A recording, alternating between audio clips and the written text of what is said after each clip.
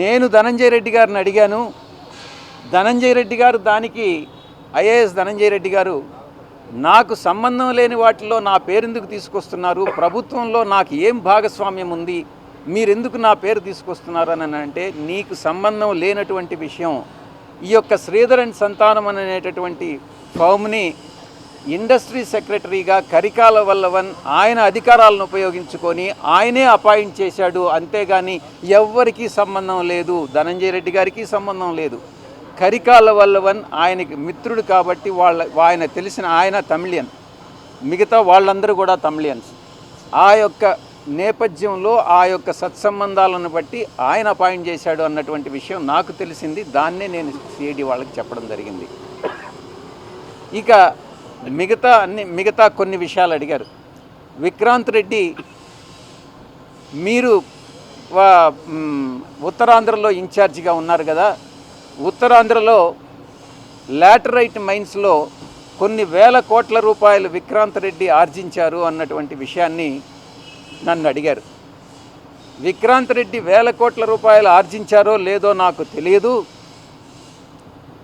ఆయన విక్రాంత్ రెడ్డి ఈ యొక్క వ్యాపారం చేస్తున్నాడు, కొంతమంది ఉద్యోగాలు కావాలని చెప్పి నేను అక్కడ ప్రజా దర్బారు పెట్టినప్పుడు నాకు వినతి పత్రాలు సమర్పించారు. ఆ వినతి పత్రాలని మీరు ఉద్యోగాలు అవకాశాలు ఉంటే కల్పించండి అని చెప్పానే కానీ లాటరైట్ వ్యాపారంలో వ్యాపారం చేశారా, వ్యాపారం చేయలేదా, కోట్లు ఆర్జించారా అన్నటువంటి విషయం నాకు తెలియదు అన్నటువంటి విషయాన్ని చాలా స్పష్టంగా చెప్పడం జరిగింది. ఇది ఈ కేసుకు సంబంధించి పూర్వాపరాలు.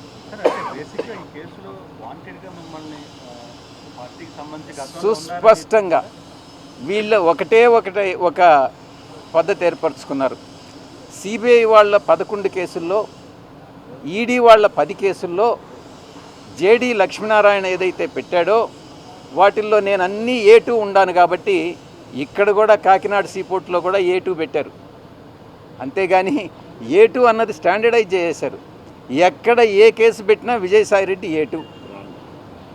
ఇది వీళ్ళ యొక్క ఇప్పుడు రాజకీయాలకు దూరంగా ఉన్నారు మీరు, వ్యవసాయ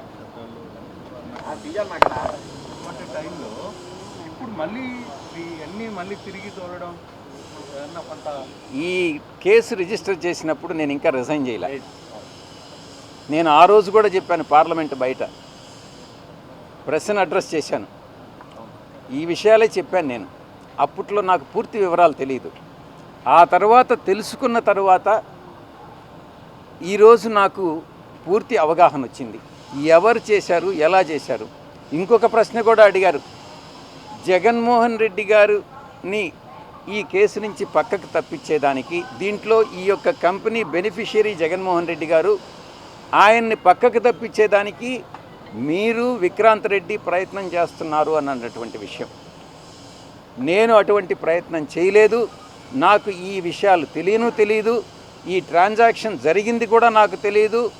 నాకు తెలియదని అంటే మీరు నమ్మకపోవచ్చు. ఎందుకనంటే శరత్ చంద్రారెడ్డి మా అల్లుడు బ్రదరు కంపెనీ కాబట్టి. నేను ఒక్కటే చెప్తా ఉండా, మా అల్లుడు కంపెనీస్లో వాళ్ళ అరబిందోలో నేను ఎటువంటి జోక్యము చేసుకోను. ఎందుకనంటే నా యొక్క ఫ్యామిలీ రిలేషన్ ఇంపార్టెంట్ కానీ వ్యాపార బెనిఫిట్ కాదు. అందువల్ల ఏ ఒక ఉద్యోగం కూడా నేను అడగను. మీరు ఇందాక ఒక అధికారి పేరు, ఆ అధికారి ఎవరి మిమ్మల్ని స్పెసిఫిక్గా టార్గెట్ చేస్తారు, పేరు ఏమైనా చెప్పగలరా? కరికాల వల్ల పేరు చెప్పాను. ఒక అధికారి ప్రమేయంతో నా పేరు ఇంక్లూడ్ చేశారన్నటువంటిది అది చెప్పడం బహుశా మంచిది కాదేమో. ఈ కేసులో నాకు తెలిసినంత వరకు ప్రతి ఒక్కటి దీంట్లో నేను జగన్మోహన్ రెడ్డి గారి ప్రమేయం ఉందానని నన్ను అడిగారు. నాకు తెలిసినంత వరకు జగన్మోహన్ రెడ్డి గారి ప్రమేయం లేదు. ఈ డీల్ అంతా కూడా కేవీ రావుకి, ఇటు శరత్ చంద్రారెడ్డికి, అరబిందోకి మధ్యన డీల్ చేసిందంతా కూడా కర్త కర్మ క్రియ విక్రాంత్ రెడ్డి అని అన్నటువంటి విషయాన్ని చాలా స్పష్టంగా చెప్పాను. సార్, అప్పుడు రాని కేవీ రావు ఇప్పుడు బయటకు వచ్చి కంప్లైంట్ ఇవ్వడం, అంటే గత 3-4 ఏళ్ళు సైలెంట్గా ఉన్నారు. కేవీ రావుని అడగండి, మంచి రాజకీయ బ్రోకర్ కదా. మీ కామన్ ఫ్రెండ్ ద్వారా కూడా మీకు కేవీ రావు కూడా మాట్లాడాలని మీరు కూడా చెప్పారు. అవును, ఇంకేం చేస్తాం, డైరెక్ట్గా మాట్లాడలేను కదా. అతనంటే అసహ్యం నాకు. చంద్రబాబు నాయుడుని తిట్టుకోకుండా తిడతా ఉన్న పరిస్థితి కనిపిస్తూ ఉంది.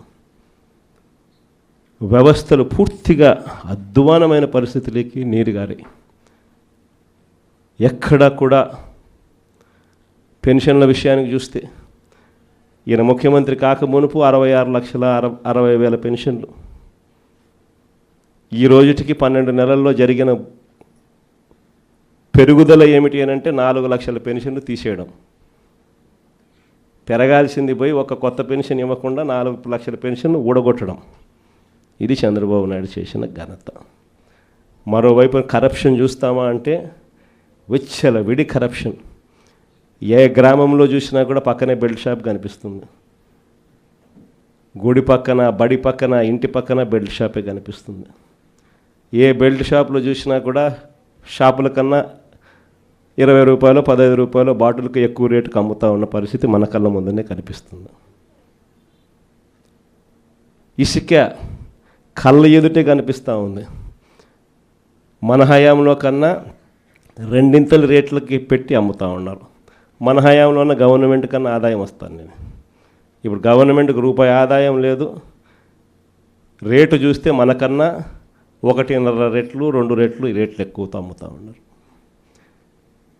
మట్టి మైనింగు, నియోజకవర్గంలో ఏదైనా పరిశ్రమలు ఏదైనా నడవాలి అని అంటే పరిశ్రమలు అన్నీ ఎమ్మెల్యే దగ్గరికి రావాలా, ఎమ్మెల్యేకి అంతో ఇంతో ముట్ట చెప్పాలా, ఎమ్మెల్యే ముఖ్యమంత్రికి అంతో ఇంతో ముట్ట చెప్పాలా.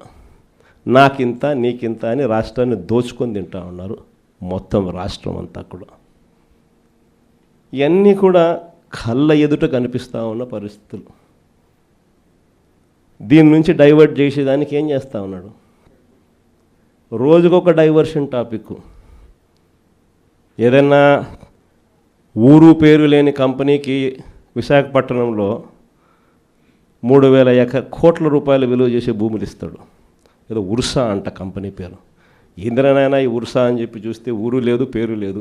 వారు కట్టే కరెంటు బిల్లు ఏంది అని అంటే కనుక వాళ్ళు కట్టే కరెంటు బిల్లు ఒక ఇంట్లో ఒక అపార్ట్మెంట్లో రెసిడెన్షియల్ అపార్ట్మెంట్ కట్టే కరెంటు బిల్లు ఆ కంపెనీ కడతా ఉంది. పోనీ అమెరికాలో వాళ్ళ ఆఫీస్ ఏందని చెప్పి అక్కడికి పోయినారు మనోళ్ళు ఎంక్వైరీ చేయడానికి. ఆడ చూస్తే ఆడ ఒక చిన్న ఇండ్లు. ఊరు పేరు లేని ఈ కంపెనీకి 3,000 కోట్లు విలువ చేసే భూమి 99 పైసలకంట. రూపాయికి ఇడ్లీ వస్తుందో రాదో నాకు తెలియదు కానీ చంద్రబాబు నాయుడు హయాంలో మాత్రం ఉర్సా లాంటి ఊరు పేరు లేని కంపెనీలకు 3,000 కోట్ల రూపాయలు మాత్రం డబ్బులు దోచిపెట్టి నాకింత నీకింత అని పంచుకునే కార్యక్రమం జరుగుతూ ఉంది. ఇష్టం వచ్చినట్టుగా విశాఖపట్నంలోనే మరో భూమి లూలు గ్రూప్ అంట. లూలు గ్రూపులకు, లిల్లీ గ్రూపులకు 1,500 కోట్లు 2,000 కోట్ల రూపాయలు విలువ చేసే భూములను టెండర్లు లేదు, మన్ను లేదు, పాడు లేదు, ఊరికి ఆయనకు నచ్చింది ఇచ్చేసి నాకింత నీకింత అని పంచుకుంటా ఉన్న కార్యక్రమాలు. లెఫ్ట్ రైట్ సెంటర్ రాష్ట్రాన్ని దోస్తూ ఉన్నారు. అమరావతిలో ఇవే టెండర్లు, ఇప్పుడు పిలిచిన టెండర్లు 2018లో ఇవే టెండర్లను పిలిచినప్పుడు చంద్రబాబు నాయుడు హయాంలో 5 ఏళ్ల కిందట వీటి విలువ 36,000 కోట్లు. అప్పట్లో సిమెంట్ రేటు, అప్పట్లో స్టీల్ రేటు ఇప్పటికన్నా అప్పుడే ఎక్కువ. ఇప్పుడు ఇంకా తగ్గినాయి సిమెంట్ రేటు, స్టీల్ రేట్లు.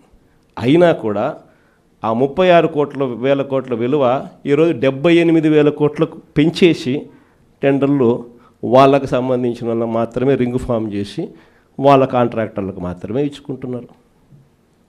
అంతేకాదు, ఇంతకుముందు మొబిలైజేషన్ అడ్వాన్స్ లేదు. పని చేస్తేనే ఎవడైనా గవర్నమెంట్ డబ్బిచ్చేది. ఈయన వచ్చినాక మొబిలైజేషన్ అడ్వాన్స్ అని కొత్తగా మొదలుపెట్టినాడు ఇయడం. అంటే 10% మొబిలైజేషన్ అడ్వాన్స్ ముందే ఇచ్చేస్తాడు, వాళ్ళ దగ్గర నుంచి 8% ఈయన తీసుకుంటాడు. లెఫ్ట్ రైట్ సెంటర్ రాష్ట్రాన్ని దోచేస్తూ ఉన్నారు. చేసిన అప్పులన్నీ ఎక్కడికి పోతూ ఉన్నాయి? ఎందుకు సూపర్ 6లు లేవు, ఎందుకు సూపర్ 7లు లేవు అని అంటే, ఎందుకు జగన్ చేయగలిగేటాడు, ఎందుకు చంద్రబాబు నాయుడు ఎందుకు చేయలేకపోతున్నాడు అని అంటే కారణం నేను ఇంతకుముందు ఎలక్షన్ అప్పుడే చెప్పిన, జగన్ ఉంటే బట్టలు నొక్కుతాడు.